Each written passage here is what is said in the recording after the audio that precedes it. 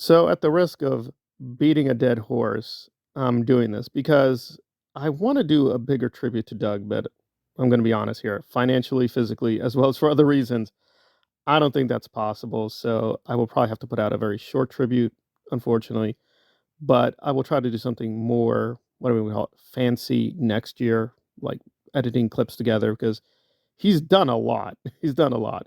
There is his main channel, Dazed, but he also did work with Tudor. He's been on many different podcasts, so he's done a lot of work. So it would be nice to have like a more synthetic piece that really highlights his talents. But it is what it is, the place I'm in, and just so many pressures on my time. That said, there is a nice way that Nora accidentally can let me talk about Doug and defend him and honor him.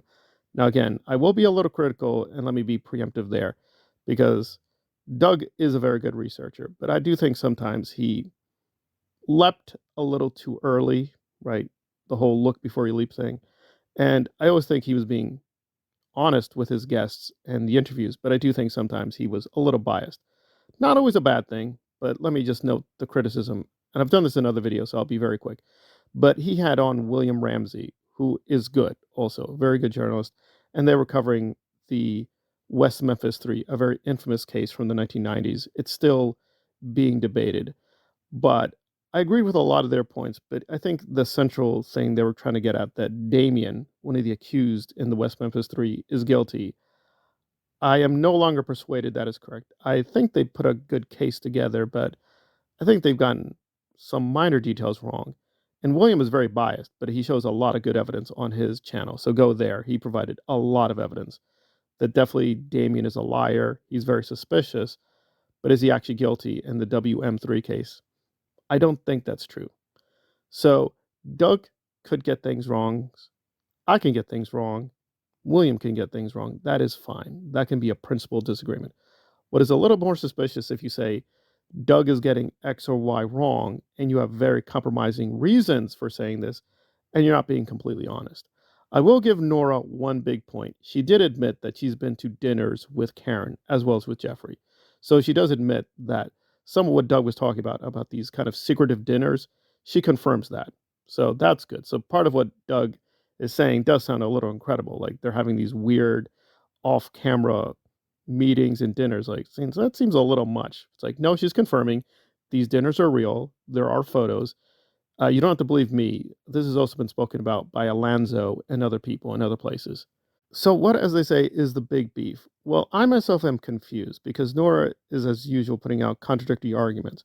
And I was actually going to do something about this earlier because she was exposing herself months ago when, because again, good or bad, she is allowing a few more activist voices. And good on some of them, they're a little suspicious of Karen Jeffrey. So they brought up this question of Karen and Jeff a few times, and I was shocked, though not really that surprised, that Nora, of course, was pro Karen.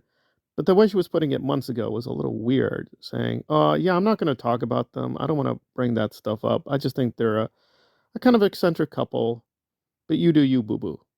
But now she's trying to like get some of Doug's subscribers and followers, and she's going full bore. And she devoted a big section of her 3 hour nonsense to this, and I'm still not clear what the hell she's saying. So the basics are that Doug was getting a little suspicious of Karen because of what she did to Steve Mango, who's a gay Scientologist who came out to oppose Scientology, and Karen was auditing him secretly. And basically, they had a bit of a spiral. Mango thought he was being deceived and taken advantage of. I've done this in other videos. Mango has his own videos on this, so you have to Google that because I want to keep this a little concise.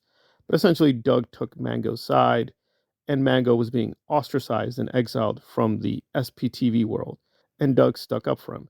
And also, Jeff has these very weird, suspicious CIA ties. So Doug basically did more and more background on them. Karen and Jeffrey, of course, retaliated. And you guessed it, Aaron Smith-Levin decided to come in and defend Karen and Jeff. And they put out several videos attacking Doug and his credibility. And Doug, I think, being very mature about it, understood what was happening, saying, I got it. Listen, apparently they're sacred cows. I'm not very well liked in the first place, so I'm being exiled. Fine, it is what it is. but he defended himself in his research. It seems like a little much over nothing, but basically there's this controversial documentary that makes Karen and Jeff look bad because basically they were seemingly too pro Scientology. So Karen and Jeff on the surface are anti Scientology. And you got to give Jeff this. He does very good interviews. He did a very good interview with Jesse. I thought it was excellent. So he does put some good information showing the frauds and crimes of Scientology. However, there is a bit of a twist. It seems that what Karen and Jeff want is to replace David Miscavige. I'm sure they'd be happy he's in jail, but the first goal is to basically move Scientology closer to their side. So they're more about creating an echo chamber and shaping the narrative. Whereas Doug's position, I think, was very clear. He didn't like Scientology. He didn't like Scientologists. He tolerated independent Scientologists, but he thought they were suspicious. So he wanted Miscavige in jail. He wanted the whole organization to be destroyed. And he was very honest with his viewers, as I will be with you, that that's probably utopian. I mean, Scientology as an organization, it's a $4 billion corporation. It's going to be here for a while. But that was his ideal goal, was to dismantle the organization. I'm not sure that's what Karen and Jeffrey are up to. So why is Nora defending them? And I was honestly puzzled. I mean, it could be the money. Nora says, good faith, she's not taking any money from them. And Karen and Jeff do have some money, but I don't know. Okay, I'll believe Nora there. It's not a financial compromise. So why is she so pro Karen and Jeff? Well, the ostensive reason she gave in the video cannot be true. So she's saying that Karen and Jeff have had some family tragedies. I think that's true. Karen had a very tragic case with her son because she's the former wife of the president of Scientology. Now, it's Scientology, so this will sound like weird or I'm lying to you or bizarre. That doesn't mean anything. She was married to Heber, and Heber was technically the president, but basically it was a made up title. He didn't have any real power. He was just working for Miscavige and Moxon and the lawyers and other people. But he was formally the president, and he often appeared in interviews in the 1990s. He's in a lot of 60 Minutes clips, so you can Google that. So anyway, they tragically lost their son. So yes, Karen has had some family tragedies with Scientology, but there are certain problems. One is the factual dilemma. One is that she's labeling the video ex-Scientology criminals. Now, you may like Karen, dislike Karen. She literally meets the formal definition of crimes. And Doug brought this up, and I have the same attitude. I don't care technically about the formal crimes. For those who don't know, Karen, on the record, is a prostitute. I do not care about that, but formally speaking, she is technically a criminal. So there we go. So the title made no sense. So the criminals Nora, quote, focused on are, I guess, Rinder, Amy, Claire Headley, so on and so forth, Matt, the Aftermath board. But Karen is off limits. So is Jeffrey, even though, to put it mildly, you could label them criminals. That's not slander. I don't even need to do the YouTube, oh, in my opinion, that is a fact. The Church of Scientology has proven that they are criminals. So there's that. So the title made no sense. They are criminals. So why is she focused on these criminals and not those criminals? I don't know. I suspect there's a missing piece of the puzzle, which I didn't even think about until recently. And again, I'm not defending Zero Dark Tony. I'm not technically defending Rotting Jules / Dana either. I'm just noting the record that Zero Dark Tony and Dana did some excellent research on Karen and Jeff. And I think, frankly, Doug was borrowing a little bit from their research, but that's my opinion. But in any case, Doug, Dana, and Zero Dark Tony were being very critical of Karen and Jeff. Once again, they retaliated. And you have to say this about Zero Dark Tony. He has not at all backed off. He doesn't like Jeffrey. He doesn't like Karen. He did do an earlier video where he was being nice to them, but clearly he's changed his position. So at this moment, he's very hostile to them, and he's very public about this. He's put community posts where he curses out Jeffrey. So unfortunately, I think this is, again, the logic of SPTV, where if your enemy is my enemy, you're suddenly very friendly. So the reason I think she's slandering Doug and saying Doug made mistakes, again, that's why I noted the West Memphis 3 early. It's possible Doug did make mistakes, even about Karen. I don't think she proved anything. She just speculated that, I think Doug got it wrong. He misunderstood this documentary. Well, maybe he did, but I need more rigorous reasons. I need more screenshots. I need something. And Nora's just like, he made some mistakes. Okay, what were the mistakes? Could you specify? Aaron did the same thing, having Jeffrey on saying, What did Doug get wrong? Please be specific. I'm really not getting anything, so I'm very suspicious here. So I can only guess the obvious, that Karen is their friend. They go back several years. Doug, on the other hand, met Karen recently. They only go back a few years, but not that long. Because again, remember, Doug basically stayed away from a lot of these people. He just took time out to decompress.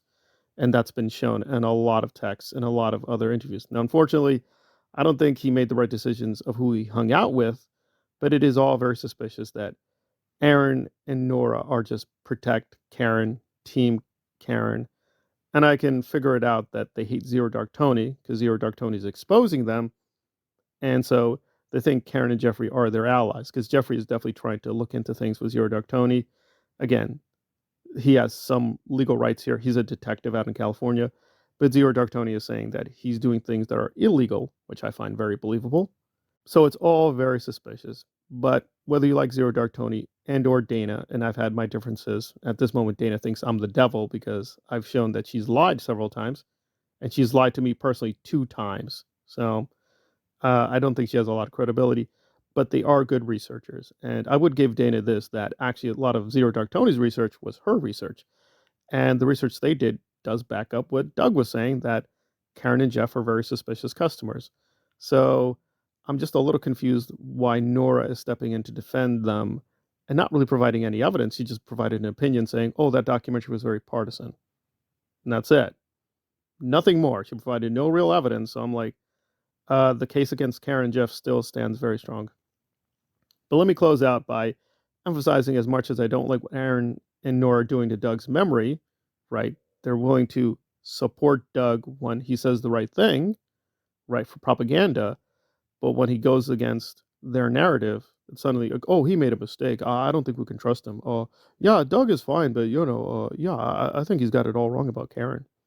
Well, please prove that. Otherwise, I think his case stands. But I will say this. As much as I don't like them, I think the worst person here is Marilyn, because Marilyn has spoken to Doug. And apparently she is letting on that she spoke to Doug privately. Now, I'm not sure how this is compatible, because Doug made it very clear he's very suspicious of Jeffrey. He's very suspicious of Karen. He didn't like them, but he's willing to debate them. And out of nowhere, Marilyn, months ago, flipped like a flapjack and started saying, I disagree with Jeffrey. I disagree with Jeffrey here and there, but he's defending Aaron, so I like him now. That's it. She blatantly took a cultist position that the Church of Aaron was getting some criticism. Jeffrey was defending Aaron, and suddenly, magically, Marilyn's like, maybe Jeffrey's not all bad. So this is an alleged friend of Doug Scott Kramer contradicting his positions, completely, blatantly misrepresenting him, and I was saying, Jeffrey may be a good guy. Well, listen, I'm actually willing to be devil's advocate. Maybe Jeffrey is a good guy. I'm not going to say Jeffrey's a good guy because, he's defending Aaron's, and I love Aaron's. That is blatantly a cult position. Yeah, as much as Nora and Aaron are doing tricky things with Doug's memory, Marilyn is the worst one. She is just blatantly misrepresenting him and his positions and blatantly defending Jeffrey for partisan positions. Just, I love Aaron now. I'm in the Church of Aaronus. Jeffrey's good. He's also in the Church of Aaronus. That's just pathetic and disgusting. But that's Marilyn. No matter how bad Nora and Aaron are, Marilyn will take the tops. So for whatever reason, this is forbidden territory. At least on those channels, Karen and Jeffrey cannot be discussed negatively or critically.